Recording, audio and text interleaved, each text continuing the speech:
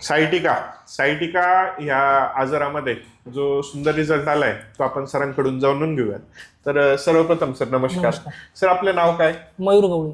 बरं, आपल्या गावाचं नाव काय सर? धुळे, प्रॉपर धुळे जिल्हा. प्रॉपर धुळे. बरं.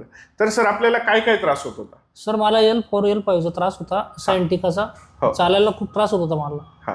माझा लहान भाऊ आहे गोपाल गवळी, त्याचा जो मित्र आहे त्याची ट्रीटमेंट तुमच्याकडे चालू निलेश चौधरी म्हणून. हो. मग आम्ही 2-3 ठिकाणी चांगल्या दवाखान्यात दाखवलं धुळ्यातील नामांकित. तिथे मला ऑपरेशन सांगितलं होतं. मग आमची एका ठिकाणी भेट झाली दवाखान्यामध्ये. तर तो मला बोलला की भाऊ मी युट्यूबला व्हिडिओ बघितला तुमचा इंस्टाग्रामला, आणि तो भाऊ बी बोलला की सरांकडे जाऊ नये म्हणे, तुला फरक पडून जाईल म्हणे. बरोबर. तर मी लगेच दुसऱ्या दिवशी गाडी केली तुमच्याकडे आलो. एका महिन्यामध्ये मला चांगला फरक पडला होता. तर 2 महिन्यामध्ये मला 99% फरक पडून गेला. बरोबर. तर आपल्याला त्रास काय काय व्हायचा सर त्याच्यामुळे? सर मला चालता येत नव्हतं, आणि चालताना वाकून गेलो होतो मी, आणि एक साईड जी ती थोडी बाहेरून गेली होती.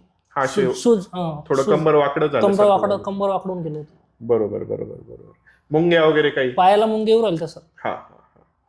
आणि फार दुखायचं. आणि त्याला समजा आपण हॉस्पिटलमध्ये गेल्यानंतर डॉक्टर काय सुचवायचे, काय करावं लागेल? सर मी हॉस्पिटलला गेलो, पहिले त्यांनी एक्सरे काढला माझावाला. त्यानंतर त्यांनी 8 दिवसाच्या गोळ्या दिल्या, त्या अँटीबायोटिक वगैरे जे राहतात त्या गोळ्या घेतल्या. मी फक्त झोप लागायची मला. बरोबर. त्यानंतर ते बोलले की परत तुला 15 दिवस आपण बेड रेस्ट देऊ म्हणे. बरोबर.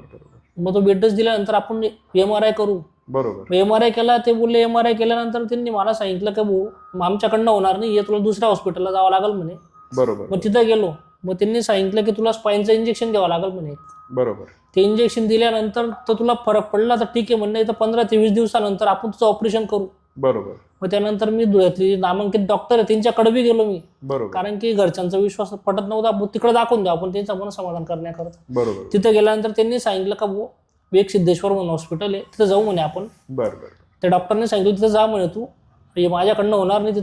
तिथं गेल्यानंतर त्यांनी सांगितलं की तुझं ऑपरेशन करावं लागेल म्हणे. बरोबर. मग त्यानंतर मी तुमच्याकडे आलो डायरेक्ट. तुमचा मला पत्ता मिळाला, तुमच्याकडे आलो मी.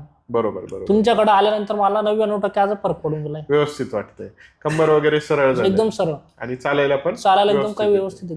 तुम्हाला रात्री 3लाच कोणतरी मेसेज केला मित्रांनी मेसेज केला मला.